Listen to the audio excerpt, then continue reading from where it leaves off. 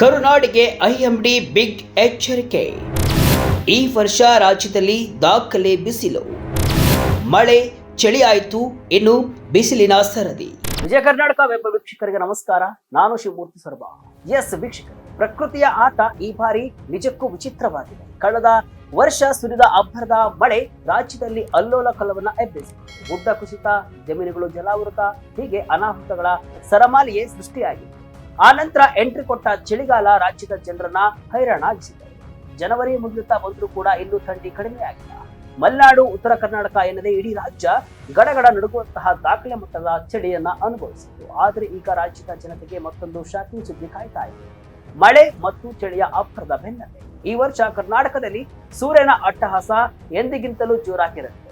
ಹವಾಮಾನ ತಜ್ಞರ ಪ್ರಕಾರ ಈ ಬಾರಿ ಬೇಸಿಗೆ ಅವಧಿಗೂ ಮುನ್ನವೇ ಆರಂಭವಾಗಲಿದೆ. ಅದು ಮಾತ್ರವಲ್ಲ, ತಾಪಮಾನವು ಕೂಡ ಸಾಮಾನ್ಯಕ್ಕಿಂತ 4 ಡಿಗ್ರಿ ಸೆಲ್ಸಿಯಸ್ ವರೆಗೆ ಏರಿಕೆಯಾಗುವ ಸಾಧ್ಯತೆ ಇದೆ. ಅಂದ್ರೆ ಈ ವರ್ಷದ ಬೇಸಿಗೆ ಸುಮ್ಮನೆ ಬರುವುದಿಲ್ಲ, ಸುಡುವ ಕೆಂಡದಂತೆ ಇರಲಿದೆ ಅಂತ ಐಎಂಡಿ ಮುನ್ಸೂಚನೆಯನ್ನ ಕೊಟ್ಟಿದೆ. ಹಾಗಾದ್ರೆ ಈ ವರ್ಷದ ಬಿಸಿಲು ಹೇಗಿರುತ್ತೆ, ಎಲ್ಲೆಲ್ಲಿ ಬಿಸಿಲು ಜಾಸ್ತಿ, ಏನ್ ಪರಿಣಾಮ, ಎಲ್ಲವನ್ನ ಡೀಟೇಲ್ ಆಗಿ ನೋಡ್ಕೊಂಡು ಬರೋಣ. ಹೌದು, ಕರ್ನಾಟಕದ ಮಂದಿಗೆ ಒಟ್ಟೊಟ್ಟಿಗೆ ಶಾಕ್ ಎದುರಾಗಿದೆ. ಅಧಿಕ ಮಳೆ, ಅಧಿಕ ಚಳಿ, ಈಗ ಅಧಿಕ ಬಿಸಿಲಿನ ಮುನ್ಸೂಚನೆ ಸಿಕ್ಕಿದ್ದು ಜನರಲ್ಲಿ ಆತಂಕವನ್ನ ಮೂಡಿಸಿದೆ. ಈ ಹಿಂದಿನ ಬೇಸಿಗೆಯನ್ನ ನಾವು ನೋಡಿದ್ದೇವೆ. ಬೇಸಿಗೆಯಲ್ಲಿ ನೀರಿನ ಪರದಾಟ, ವಿಪರೀತ ಸೆಕೆಯಿಂದ ಜನರು ಸಮಸ್ಯೆ ಎದುರಿಸಿದರು.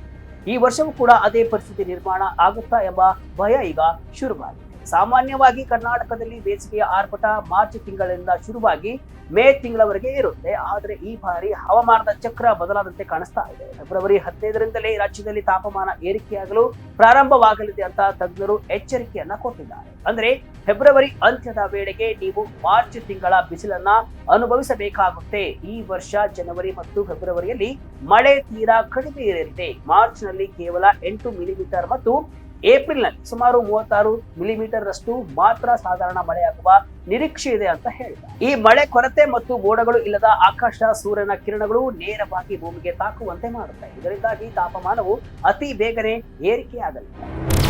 ಹೇಗಿದೆ ಜಿಲ್ಲಾವಾರು ಬಿಸಿಲಿನ ತಾಪ? ರಾಜ್ಯದಲ್ಲಿ ಉತ್ತರ ಕರ್ನಾಟಕ ಭಾಗದಲ್ಲಿ ಅತಿ ಹೆಚ್ಚು ಬಿಸಿಲು ಬೀಳುತ್ತೆ. ಅದು ಭೌಗೋಳಿಕ ಪರಿಸ್ಥಿತಿಗೆ ಅನುಗುಣವಾಗಿ ಬಿಸಿಲಿನ ತೀವ್ರತೆ ವಿಭಿನ್ನವಾಗಿರುತ್ತೆ.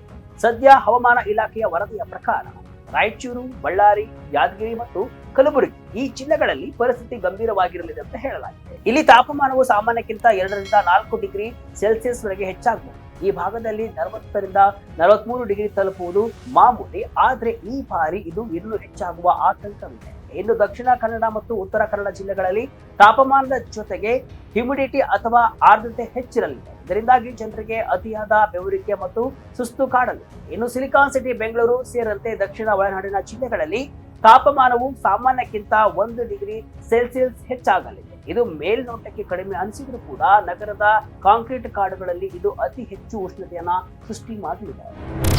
ಕರ್ನಾಟಕಕ್ಕೆ ತಜ್ಞರ ಎಚ್ಚರಿಕೆ ಏನು? ಕರ್ನಾಟಕ ರಾಜ್ಯ ನೈಸರ್ಗಿಕ ವಿಕೋಪ ಉಸ್ತುವಾರಿ ಕೇಂದ್ರದ ತಜ್ಞರಾದ ಜಿಎಸ್ ಶ್ರೀನಿವಾಸ ರೆಡ್ಡಿ ಅವರು ಹೇಳುವಂತೆ ಭಾರತೀಯ ಹವಾಮಾನ ಇಲಾಖೆಯ ಪ್ರಾಥಮಿಕ ವರದಿಯು ಇಡೀ ದೇಶಾದ್ಯಂತ ಈ ಬಾರಿ ಸಾಮಾನ್ಯಕ್ಕಿಂತ ಹೆಚ್ಚಿನ ತಾಪಮಾನ ಇರಲಿದೆ ಅಂತ ತಿಳಿಸಿದೆ. ಕರ್ನಾಟಕವು ಇದಕ್ಕೆ ಹೊರತಾಗಿಲ್ಲ. ವಿಶೇಷವಾಗಿ ಉತ್ತರ ಕರ್ನಾಟಕದ ಕೆಲವು ಪಾಕೆಟ್ಗಳಲ್ಲಿ ತಾಪಮಾನದ ಏರಿಕೆ ಜನಜೀವನದ ಮೇಲೆ ತೀವ್ರ ಪರಿಣಾಮ ಬೀರಲಿದೆ. ಅಲ್ಲದೆ ಬಿಸಿಲು ಹೆಚ್ಚಾದಂತೆ ಮಾರ್ಚ್ ಆರಂಭದಲ್ಲಿ ಗುಡುಗು ಸಹಿತ ಮಳೆಯಾಗುವ ಸಾಧ್ಯತೆಯೂ ಕೂಡ ಇದೆ.